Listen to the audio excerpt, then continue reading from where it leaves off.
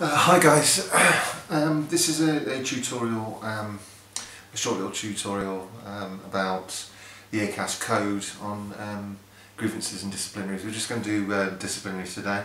I've done it this video three times. The first one was 38 minutes, the second one 19 minutes. I'm going to try and get it under 10 minutes. So get the main bits of information in, and to be most, you don't want to watch a 20-minute video. Just get the main piece of information in for you to help you. This is really for people with the best will in the world. Union reps can't always get to meetings. Your first port of call, if you get into trouble, speak to your shop steward. They will have a game plan. More often than not, they will have strategies that will help to turn disaster into less of a disaster. So straight away go to union rep. With the best will in the world, we always try and get there, but it might not happen. A, you might not have a union in your place. B, you might phone us up too late without enough notice. There may not be anybody available. You may not trust your shop steward. You may have fallen out with them. But nonetheless, you have rights under law. The ACAS Code, Section 10 of the Employment Rights Act, says you have the right to be accompanied at disciplinary. Any meeting where there's going to be where there's likelihood, a possibility of a formal warning or dismissal, you have the right to be accompanied. Now, it may be a situation where it's your job to support, say for example, members. You may be in a department in a large organisation that supports workers with learning difficulties. This might be of use to you to help them through a disciplinary process. The disciplinary part of the ACAS Code also covers capability, in the sense that have you been meeting your targets? Have you been able to do your work satisfactorily? So basically, there's sort of three parts to disciplinaries. There's the investigation stage, the actual disciplinary way the actual hearing takes place, and an appeal. There's not much role for us as representatives or companions in the investigation stage. In local authorities, you almost definitely will get the right to be accompanied, and big firms you get the right to be accompanied in investigations. But the ACAS Code doesn't give you the general right to do so. It may be in your policy, it may not be. If it isn't, you still have a role to play. Well, certainly the person being accused can write to the investigation officer and say, a perfect example, this happens all the time. There's three people in the room. There's somebody's accusing somebody of having done something. There's something who's been accused of having done something, and a third person who witnessed it all. You would be surprised how many times an investigation officer won't interview the witness, the third person, the witness. For me as a rep, straight away I will say, have you interviewed and if they haven't, can you go back and interview them, interview the third person. You may want to, in the investigation stage, may want to try and guide the investigation. They might not have thought of something, so you can remind them. Say, have you asked the question? Did you actually see them do it? Things like this. The investigation officer might go, oh, I didn't think of that. Very often they've got an idea who they think's guilty and who isn't. They don't really want to make it overcomplicated, so they sort of rush through this part.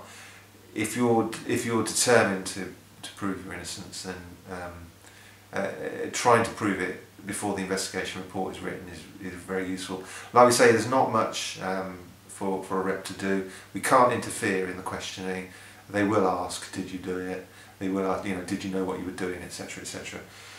Did you know how harmful it would be to the business and other people, etc., etc. You have to be prepared for those questions. We can't, as a representative, interfere. We can't stop it, but but when we're working with the person who's been accused, they need to think it through, what they're going to be asked. Well, I've done 5 minutes already. I haven't even got to the disciplinary stage. The investigation stage is very important. That, like I said, there's a limited role. An investigation report will be written and then sent on with a recommendation, likely to be a recommendation saying, yeah, we think there's a case to answer, or there isn't. If there is, it will go on to the disciplinary stage, and this is where you as a representative really come into play. Now, the moment management find out that you are coming to represent the member, the person who's been accused, they will say, you do know you don't have the right to say anything. This is not true. You'd be surprised how often this is said. This stage, the disciplinary stage, is a bit where you may well do an awful lot of talking. The ACAS Code says you have the right to respond to views made at the disciplinary, to sum up, to present the person's defence. You don't have the right to stop them making a case, so let them, at the beginning, straight away, the person who's presenting the case against your friend will possibly read out the entire investigation report or summarise it verbally.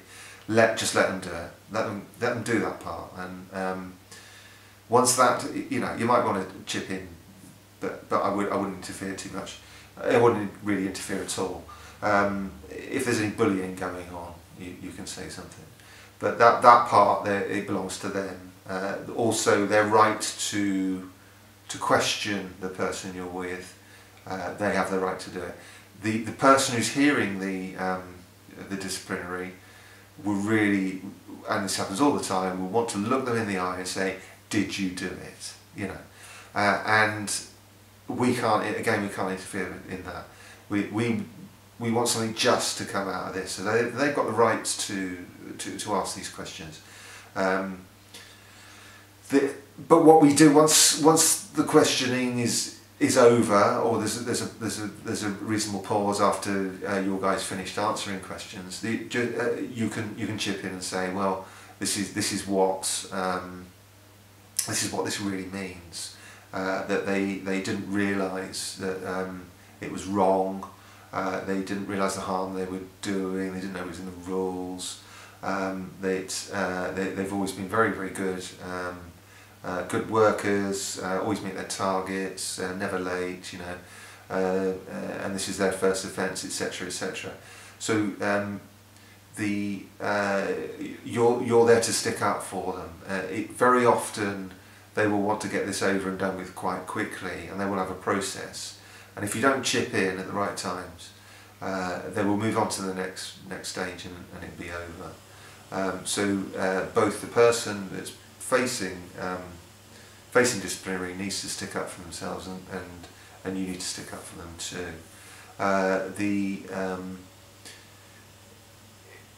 There's two basic arguments a defendant will make.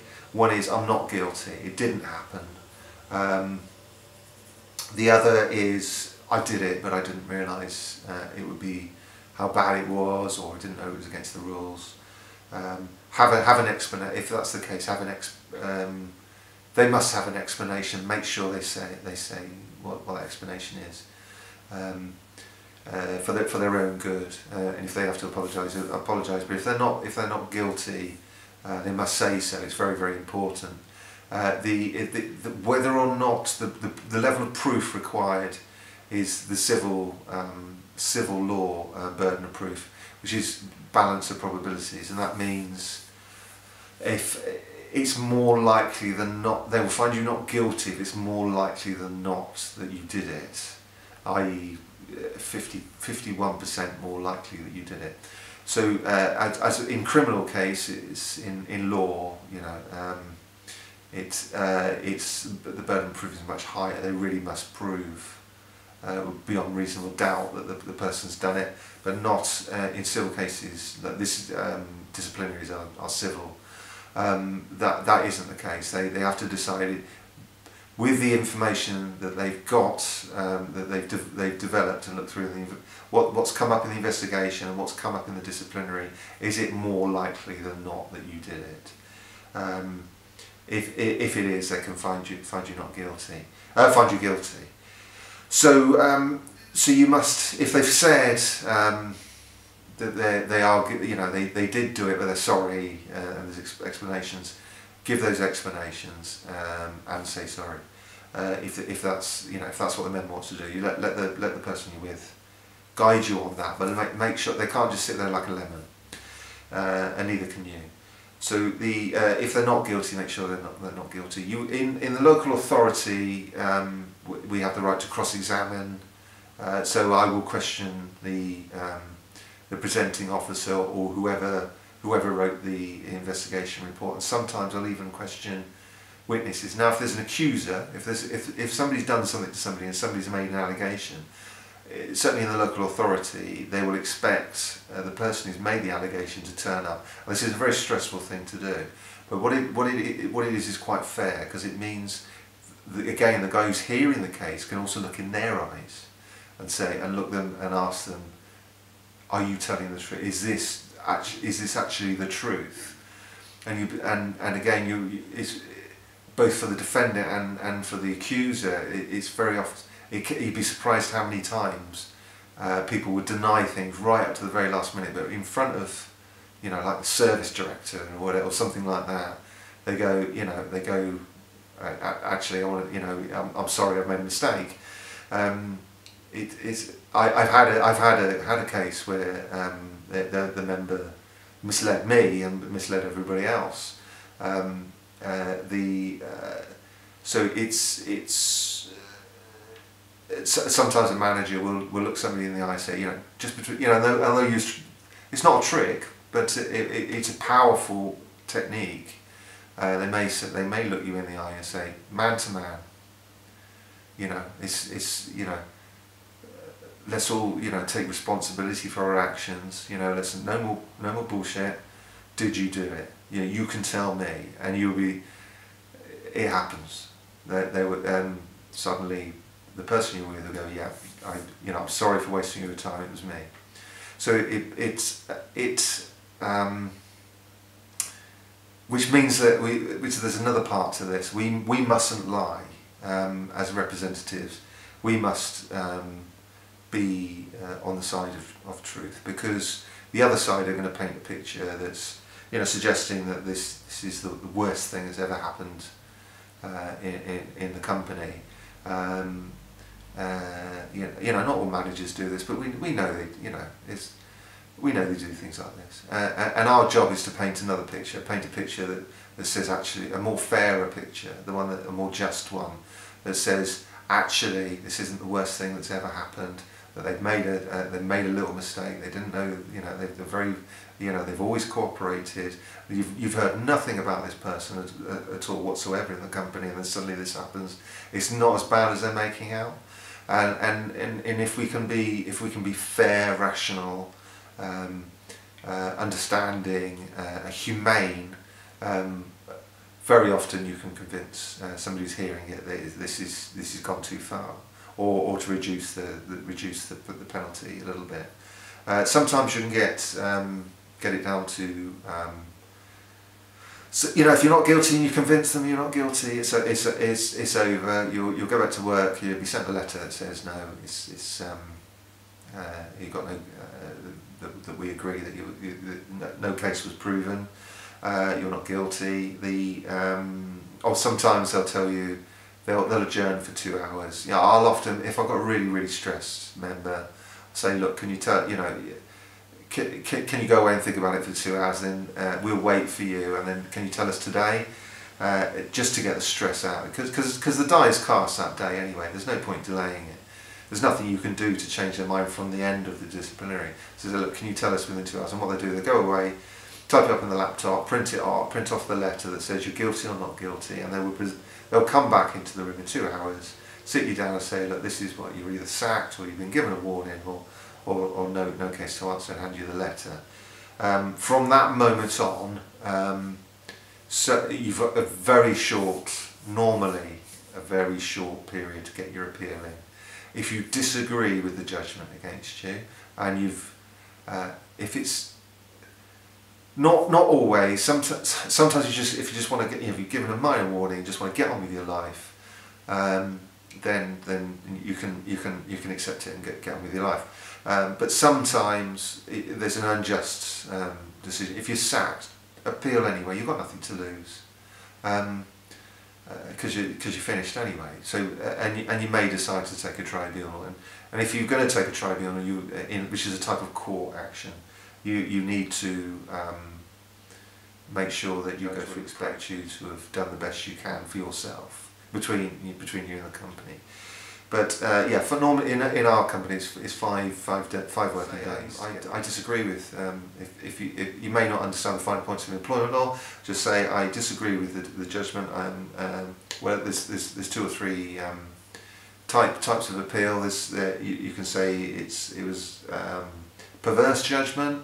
If this was the first time you've ever been 10 minutes late for work, and they give you a final written warning, give you a disciplinary final written warning, you can, yeah, I'd say that was perverse. Most people wouldn't.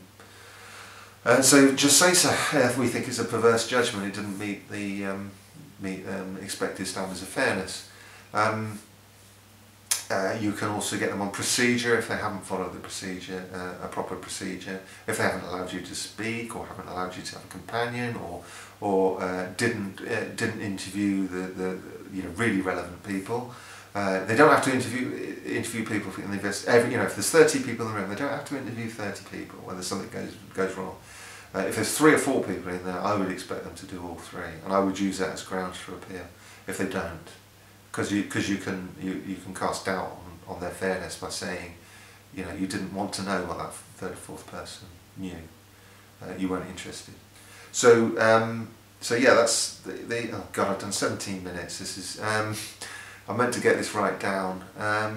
So anyway, that's disciplinaries. If there's any questions, put them in the comments below.